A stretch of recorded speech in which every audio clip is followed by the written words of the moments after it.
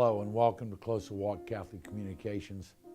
I'm Father Bai, your host, and we're glad that you can join us. Today I'm going to do things a little bit differently. I'm not following the liturgical calendar, and I'm not doing it for a reason, because there's something that I think that underlies a lot of the things that we talk about, and I think it needs to be put together, and hopefully one concise and consistent presentation that hopefully you'll understand. And it deals with the dignity of the human person, and where the dignity of the human person has declined to. And where did it start? And somewhat frighteningly, where will it end? Got a couple little notes that I will refer to during the course of this, but I want to go back to the 1960s when there was a population growth. We're part of the baby boomers, and everyone was going through this ZPG, zero population growth, and this is going to happen and that's going to happen, and so we need to be aware that we're going to overpopulate the earth, we're going to use all of our resources, we're going to starve ourselves to death and everything like that. That was part of it. Well, in 1967, now St. Paul VI, who was Pope at the time, had promulgated Humanae Vitae. Humanae Vitae was an absolutely fantastic document that talked about the dignity and the sanctity of all human life. And from the moment of conception to the moment of death, that we are to be afforded that dignity and that respect. And it dealt with a lot of issues and tried to present the church's consistency on maintaining and protecting the dignity of human life. Now, I'm not a priest who has a specialty in biomedical ethics or anything like that, but the idea of all these things that now that we're doing, either to conceive or to prevent conception, and the morality of that. Well, unfortunately, as so oftentimes happens with Vatican documents, no one really paid attention to the document. They took a slice out of it and they reacted to it. And the slice that they took out of that was the whole question of artificial contraception. And they always said the church is opposed to birth control. That if you're Catholic, everybody's supposed to fill up a minivan full of kids, okay? The old woman living in the shoe. Not the case. It's never been the case. When my parents were a young couple, the church taught rhythm, the rhythm method. Now, that's probably the reason why I'm the fourth of 5 children, but the reality is the fact that the church taught that you could responsibly be married and be loving and still limit the number of births, whether it's successful or not, meant that the idea of contraception was not opposed to church teaching. The method of artificial contraception became very offensive to the church's teaching. Nowadays, we have, through the Paul VI Institute in Omaha, Nebraska, a wonderful, wonderful teaching about nanotechnology and what they call natural family planning, NFP. And it's a wonderful science that helps couples, according to the law's teaching, the church's teaching, plan their families. But I've gone past that. When the Humanae Vitae encyclical was released, and the response to it was, we don't need to listen to a whole bunch of Italians in Rome. What happened was, in my estimation, as humble and as probably correct as it is, but anyway, that was the first time in my awareness that people looked at the teaching of the church and said, you can't tell us what to do. We can do what we want to do. Remember, I was raised in a Catholic family in the 50s, and we looked to the priests and the nuns in the church to make our decisions and ask permissions. But we started ignoring the church, that the teaching of the authority of the church was disagreed with via artificial contraception. And because of that, once you get one foot in the door, if I don't have to listen to this, who says I have to listen to that? And so consequently, a lot of the teachings of the church, of the teaching authority of the church, became highly suspect and highly dubious. And, I dare to say the recent scourge that we've gone through with this sexual misconduct on the part of members of the clergy has not done anything to enforce our credibility as a teaching authority of the church. Nonetheless, that artificial contraception question became a problem. When it was promulgated and problems arose, Pope Paul VI at the time made a statement, and he prophesied about 4 different things that were to happen if the faithful, in good conscience, would not assent to the teachings of the church in regards to artificial contraception. And he says this, that it would lead to infidelity and a moral decline in our society. Now, for those of you who were of age at that point in time, when the big birth control question was the issue, we thought, God, this is a miracle drug. Isn't it wonderful? We don't have to worry about our intimacy. We can use this and not have to deprive ourselves or deny ourselves of our natural instincts. And of course, our marriage will be so much stronger because we're able to be free to be intimate at will and at random. Well, when that happened, and all of a sudden, there was no sacrifice that we had to make for one another out of love for one another, and then there were no consequences for sexual activity. You didn't have to worry about anything. That had been taken care of by a pill. Look what happened to the sanctity and the dignity of marriage. Look at the number of increased divorces and the lack of stability in marriage and family life since 1967. Very few people were divorced prior to 1967. After 1967, that number has skyrocketed to it's currently about 67% of all first marriages end in divorce. Then a moral decline. We're talking about a moral decline.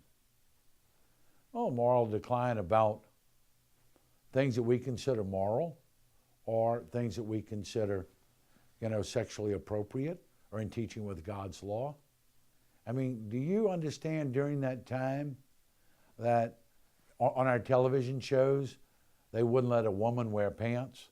They wouldn't let a married couple sleep in a double bed, and they were scared to have a TV person on air being pregnant. Now, was that a little bit over it? Yeah, I think so. But look at where we've come. Look at where we've come when we now have advertisements that appear at 4 o'clock in the afternoon when our children are watching cartoons after school, and they're advertising vaginal lubricants and how happy we'll all be if we use this particular product. Thank you. But I don't think that's what I want my 4th graders to come home and have their little snack and be watching on television when they get home from school. I don't want to have to explain that to a fourth grader why they're advertising this and their rockets going off in the background as part of their advertising. But this whole idea of anything being sacred anymore, anything being sacrosanct, or anything being private, that's all been destroyed. Then he said there would be a loss of respect for women. You know, that was the days when everybody was burning their bra, and we have women's lib and everything's going to be great, and women now in the workforce, and we're going to force them to pay us as much as they pay men and everything like that. First of all, I have no problem seeing a woman as capable as a man in any aspect of the world, abilities, knowledge, or anything like that. That's not the issue. But I got news for you, that only women can provide for children. First of all, the gift of life in cooperation with their husband. And secondly, that nurturing that comes with the mother and child is very special. And as loving or as good as we may be as fathers, we'll never be able to provide for a child what a woman provides. But the amount of battery, the amount of abuse in the home on women and on children. I mean, every community has these battered women's shelters where everyone's scared. They bring these women, they bring these children. The other thing is this loss of respect. You know, I had to work hard for pornography. I had 3 older brothers, so I had to climb all the way up to the top of the closet to find their Playboy magazines. Nowadays, over $40 billion a year in the pornography industry. And we can do it right here in our home, okay? All you got to do is click on the computer. But do you really believe that pornography adds to the respect of women? That we see women as precious and made in the image and likeness of God, same as Mary, the mother of God, and ought to be respected and cared for and cherished?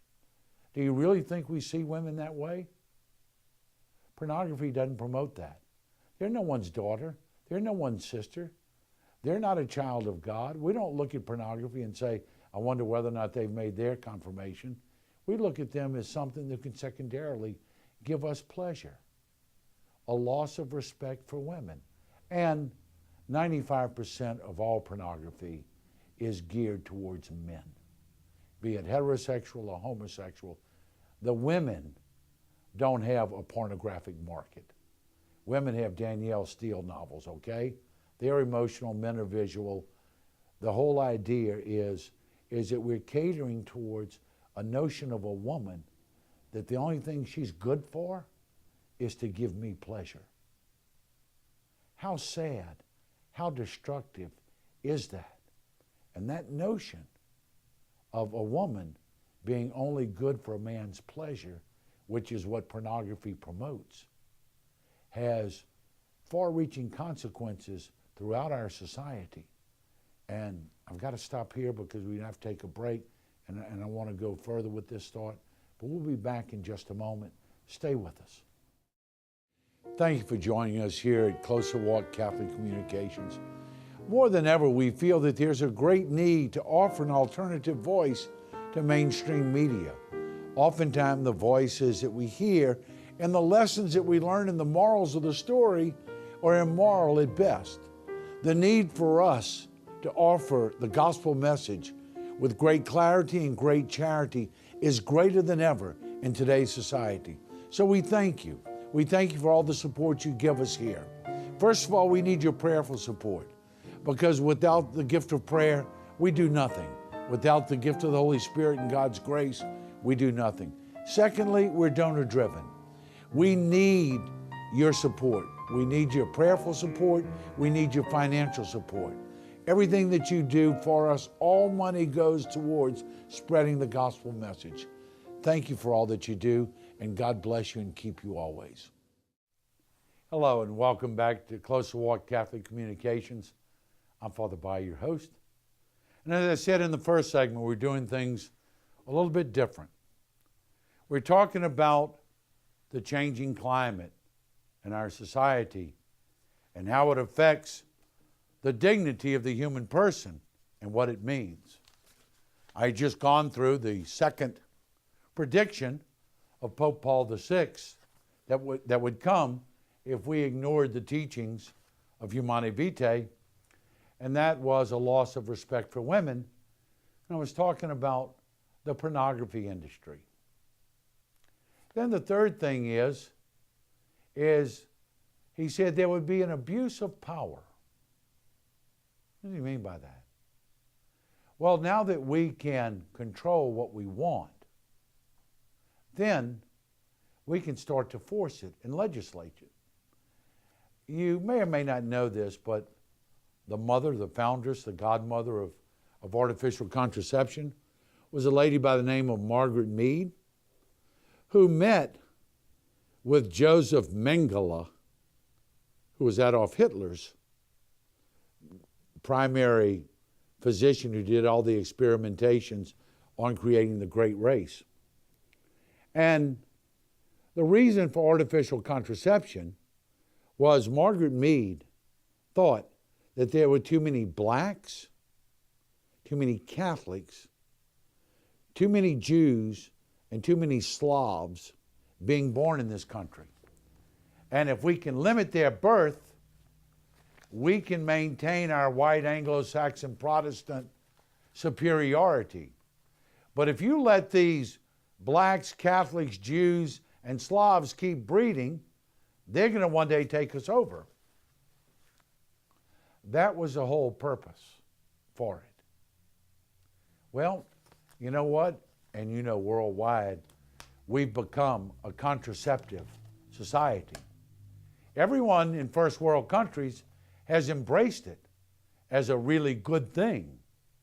As a matter of fact, the HHS bill, which tries to tell us as Catholic employers we have to use or include artificial contraception in the RU486, the morning after pill, in our insurance. And China, the one-child limit policy, it's the abuse of power he was talking about. And places like Spain, places like Italy, places like France, they have a negative birth rate. There are more people dying than are being born, except for one group.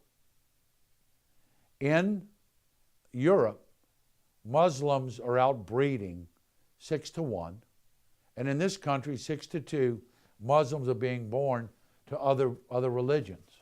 Why?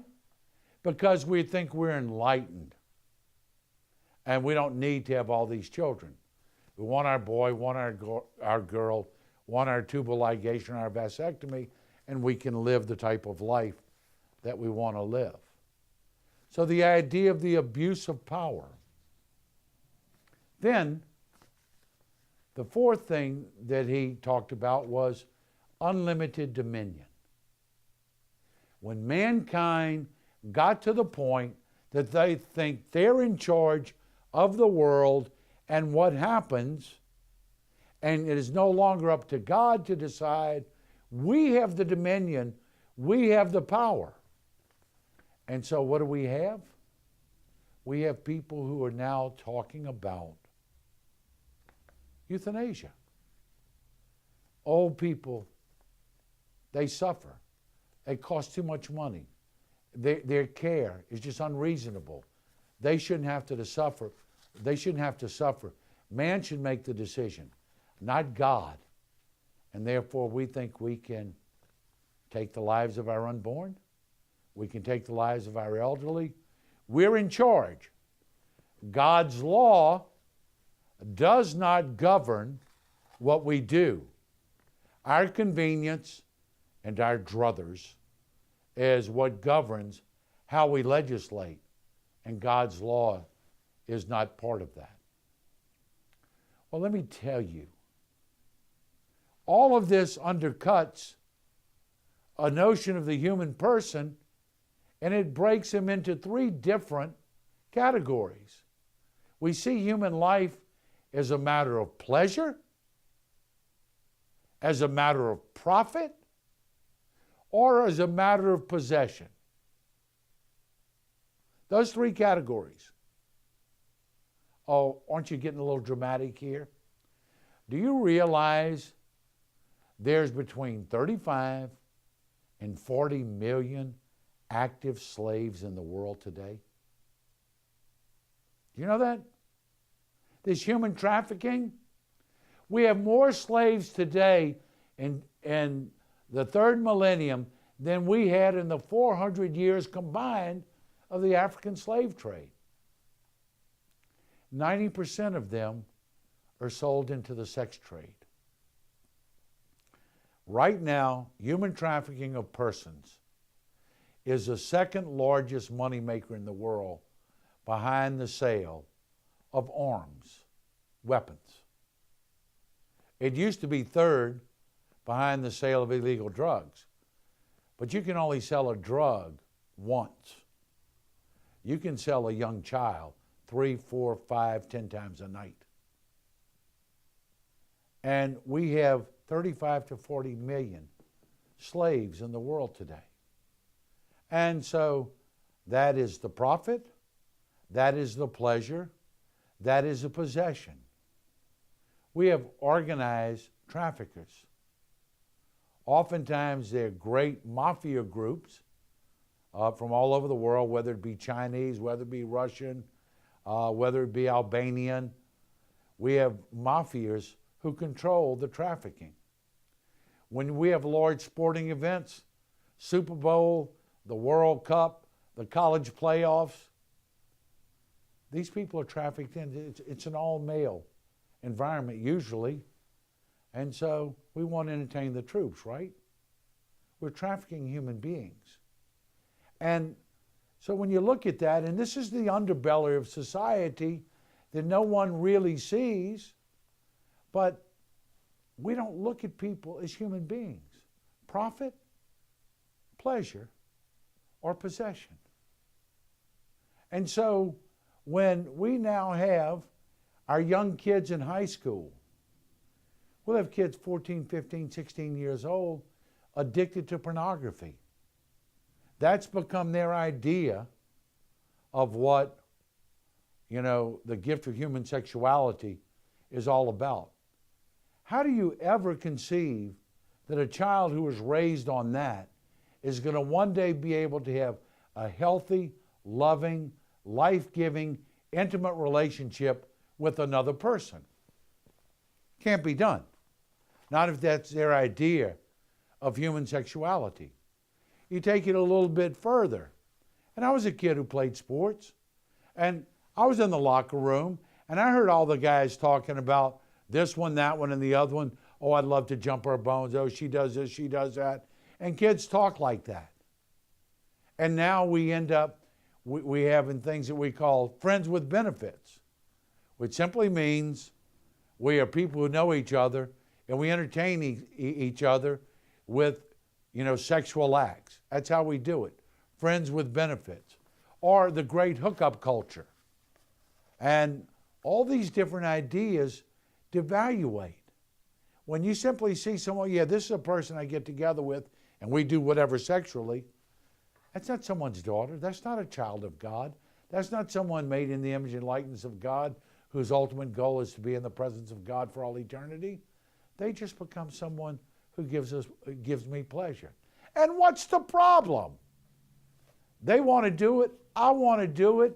No one gets hurt. It's all okay. It's not just kids. How many people are now widows and widowers, and now they're going on cruises, they're going on trips, they're hanging out, they're hooking up with people. They don't want to get married, this, that, or the other. And now their grandchildren are saying that their grandparents are involved in these relationships with sleepovers, dating, going on cruises together, and we're talking to them about morality? Come on.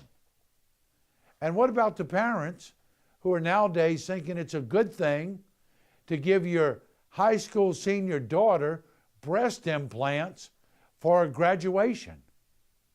They've been in an all-girls Catholic school for all these years. We're trying to teach them that they are important, that they're intelligent, and they're capable. And what do you give them for graduation? New breast, so that they can get the attention of more people who think they might be sexually attractive, who want to look at them with that same view of profit, pleasure, or possession. What's going on here? Our Holy Father, Pope Francis, has asked us to work to eradicate human trafficking by the year 2020. Hey, look, as long as there's a market, you're going to have it. The consumer's market. Until we start to change that basic, fundamental view of the dignity of the human person, until that changes, what's going to be next? Right now, the big taboo is kids. Are we going to lower the age of consent? Are we going to say that's okay? That's a lot in Mideast Asia. There's a lot of pedophile sex tourism. You can go all over the world. It's horrible. They sell these kids. Here in my own state, there are a lot of primary care traffickers. There are mothers who are addicted to drugs. They're fat and ugly. They can't afford the drugs. They've got a pretty 14-year-old daughter. The daughters are being trafficked. How are we going to do this? It goes back to that fundamental dignity of every human person. And Pope Paul VI was right. The abuse of power, unlimited dominion, the changing in the notion of woman. It's come back to roost. It's come back to haunt us. And we need to restore the dignity of every human person. Because until we see human beings as a gift from God, until we see them as made in the image and likeness of God, and not a matter of profit, pleasure, or possession, we're going to get worse.